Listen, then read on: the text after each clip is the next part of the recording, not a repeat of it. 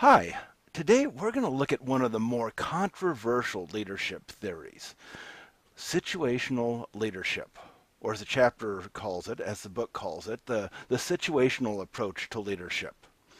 Now, here's a summary of what situational leadership says. It basically says that leaders should match their leadership style to the competence and the commitment of subordinates. So remember in the previous chapter, we were talking about leadership styles and how you could be high-end task, highly directive. You can also be highly relational or not highly relational, and you can combine those two axes in four combinations. Situational leadership basically says that the leader should choose one of those four styles of leadership based on the characteristics of the subordinates, and we're going to see it's the competence and the commitment. So what this theory does is it focuses on choosing a leadership style appropriate for the situation. That's why it's called situational leadership, because you look at the situation and you choose a leadership style that corresponds to that. Now, something interesting about this is that situational leadership is used extensively in organizational leadership training and in organizational development. And maybe some of you have gone through leadership training seminars. And a lot of times, situational leadership is presented as the theory of leadership. This is how leadership really functions. And if you're not doing it this way, you're not doing it right. That's what makes it so controversial, because we're going to see that that is very questionable. But it's something interesting is if you had taken this course in leadership back in the 1980s or the 1990s, situational leadership would have most likely been portrayed as the very best model of leadership that there was. You probably would have used, I took a leadership course in the around 1990 or so, and here's my textbook, Management of Organizational Behavior by Hersey and Blanchard. They're the ones that developed situational leadership. And it was a great textbook. It had tons and tons of information, and its final conclusion was that the best type of leadership was situational leadership. So there's a whole generation of organizational development practitioners who are convinced that situational leadership is the only way to go. Tons of research has been done since then, and so we're going to see that there's good things in situational leadership, but then there's also some things that we need to be careful about. Now let's review a little bit about the leadership styles. So remember, a leadership style was kind of like the behavioral pattern of an individual who attempts to influence others. So it's this kind of characteristic behavior that you're using when you're interacting with somebody, and that there were two dimensions to it. There was the task behaviors, or in this model, it's called directive behaviors, but it's basically the same thing: trying to help somebody with their work, setting goals, teaching them to do something, telling them what to do, focusing on the task so that it gets done. And then there's relationship behaviors, or as this model calls them, supportive behaviors, where you have more of a dialogue, a caring relationship where you listen to each other and you support one another, and it's a lot more on the human side, building up the relationship. And both of these dimensions can be either high or low. This theory says that you should choose whether you're going to be high or low in each of these dimensions according to the situation. Now, here's the diagram for situational leadership that's found in the book. It's kind of a complex diagram, but you'll see you can kind of follow it, and that's one of the reasons I think this is attractive, is because the diagram looks really complicated, but once you get the system down, it makes a lot of sense. So now what we have is let's start off by looking at the 4 leadership styles first. That's what these 4 boxes are. Here we've got the directive behavior, the task behavior, and we've got high over here and low over here, just like in Blake and Mooton's grid. And here we've got the supportive behavior, high up here and low here. And these 4 boxes represent the 4 leadership styles, except they have very different names here. And the names are what's on this little path here. So in Blake and Mooton, we had kind of this authoritarian compliance management or authoritarian. Here it's called directing. So this is just high in directive behavior, low in supportive behavior. We've got coaching, which is high in both directive and supportive behavior. That's what was team management before. Here we've got supporting. This was the country club management, where you're not very directive, but you're very supportive. And then the impoverished management is now called delegating, where you don't do much directive, directing or much supporting. You just delegate and let the person go. So we've got the 4 same combinations as below. As before in the Blake and Mooton's managerial grid, the leadership styles approach. But now we've got a path to follow. That's what this, it looks like a bell curve going through there. Is that we're supposed to follow this path according to the situation. So what's the situation that we're supposed to look at to choose the appropriate style? Well, the situation that we're supposed to look at is what Hersey and Blanchard call the developmental leaders levels of the followers. And so the definition is the degree to which subordinates have competence and commitment necessary to accomplish a given task or activity. And that's what's known as the subordinate's developmental level. So whatever the developmental level of the subordinate is, you're supposed to choose the appropriate leadership style. Now this developmental level, as we're going to see, is pretty controversial. But this dimension, the development level, has 4 levels in this model, D1 through D4. D1 is the lowest developmental level, so it's low over here. And the highest developmental level is D4. So the lowest developmental level is where somebody doesn't know how to do the job. They might be new, and they're all excited about it. They're really committed to doing it, but they don't know how to do it. The next developmental level is they have some competence, but their commitment goes down. They don't have that initial enthusiasm. The third developmental level is they're starting to get pretty good at it, but they've still got low commitment. And then finally, the fourth developmental level is they know how to do the task really well. They're really highly committed. And so what we do is we put these 4 developmental levels on the scale, and for this model, so it fits on Blake and Mooton's managerial grid, they put the low over here and the high over here.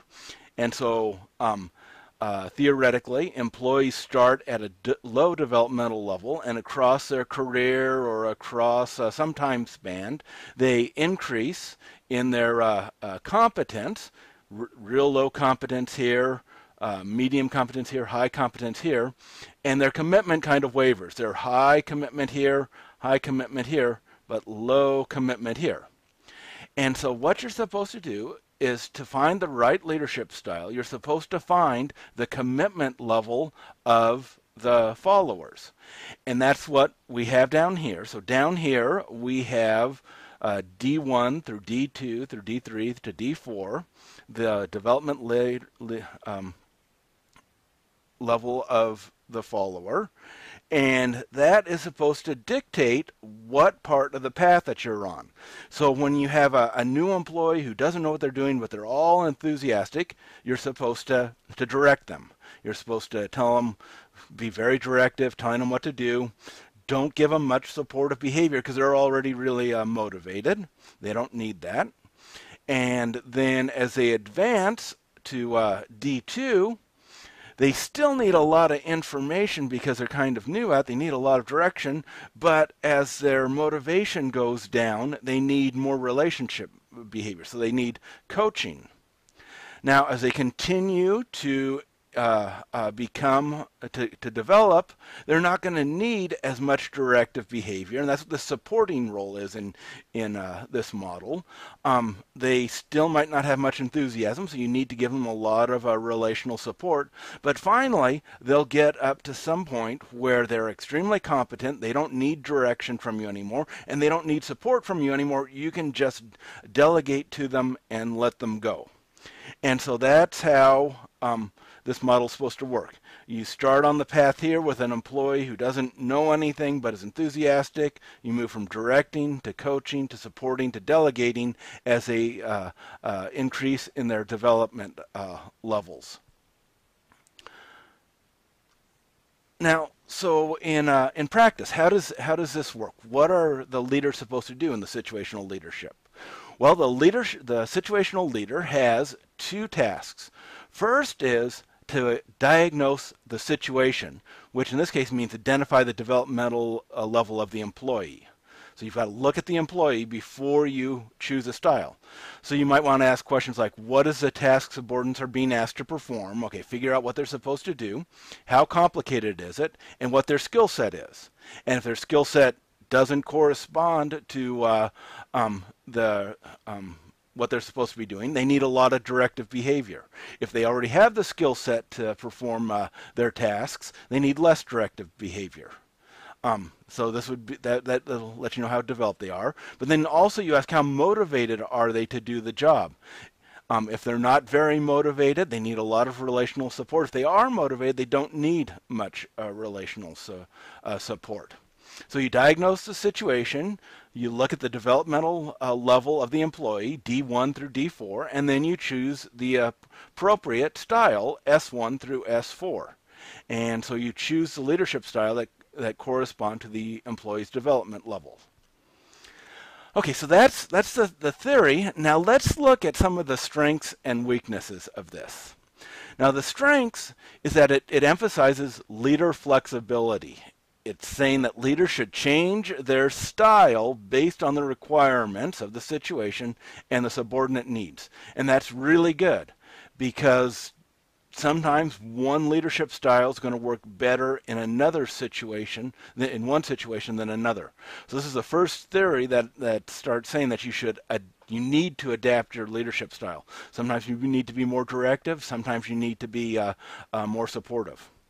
Another strength of this is it emphasizes differential treatment. Not all employees need to have the same interaction with you. Some you can just let go. Some need a lot of help.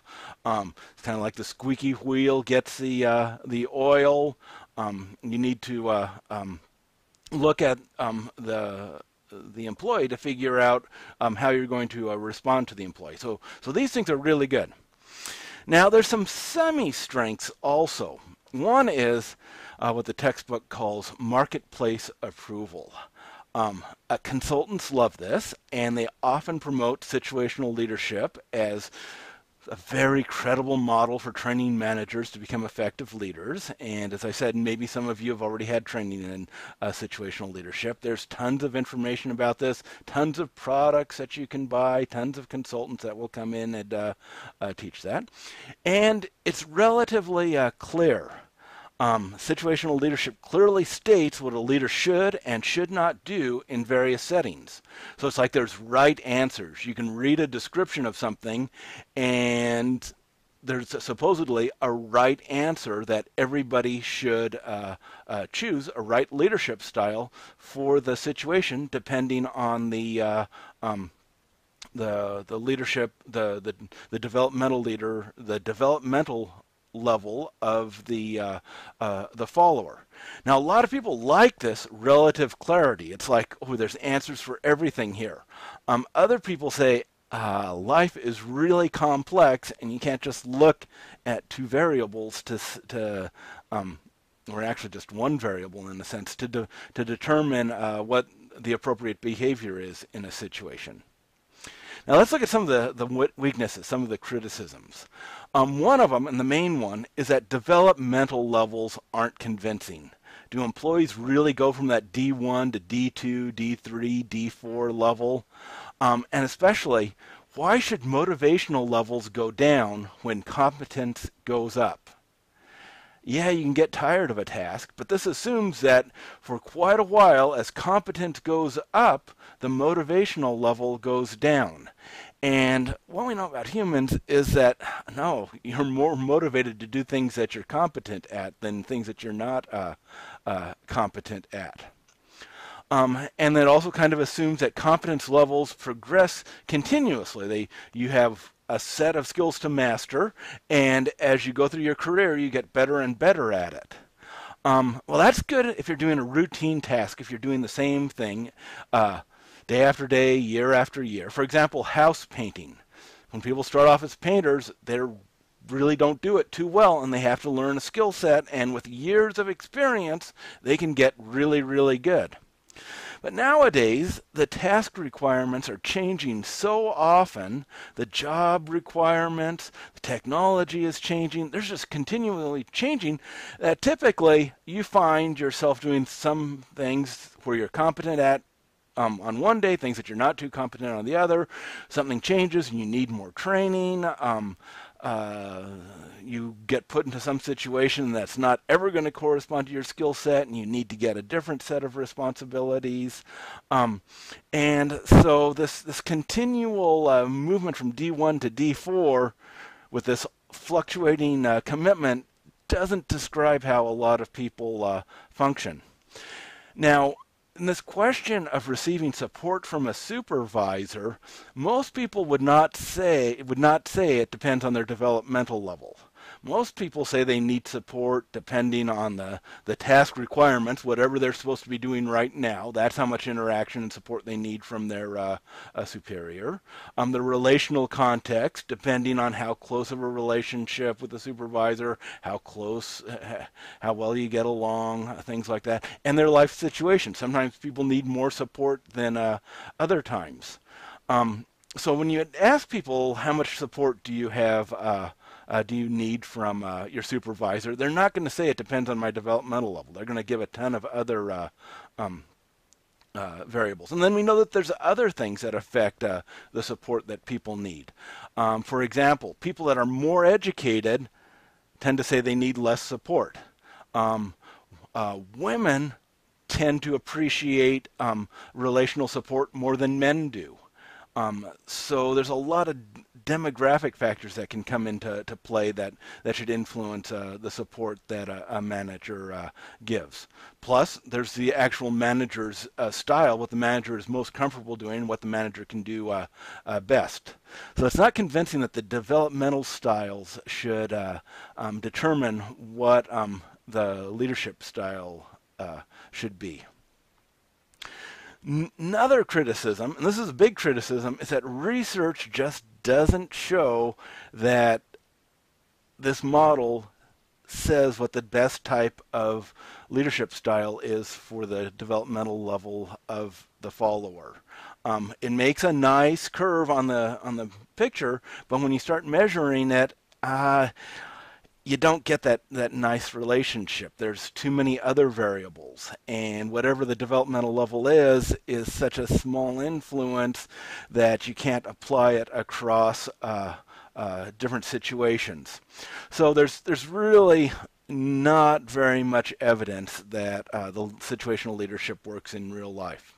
And another criticism that's even a danger is that when consultants come in and they give situational leader assessments of leader effectiveness, you can take a test to measure how effective of a leader you are, and in fact the textbook gives you a short test like that. There's one right answer for whatever situation there is, and so even if you're an effective leader who always uses the same style, maybe you always use the team management, high relationship, high directive, and you're very effective at it.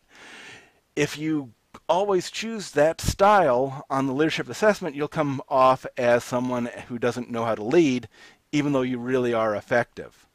So it can be you can get some faulty data indicating somebody's leadership ability, some data that can be downright false if it's not used carefully. Well, I hope you enjoy reading this chapter. There's lots of good things in it. There's also the dangers of this approach. I hope you enjoy some of the descriptions that in the textbook, but then also the self-test you'll probably find a bit challenging, or maybe you'll just get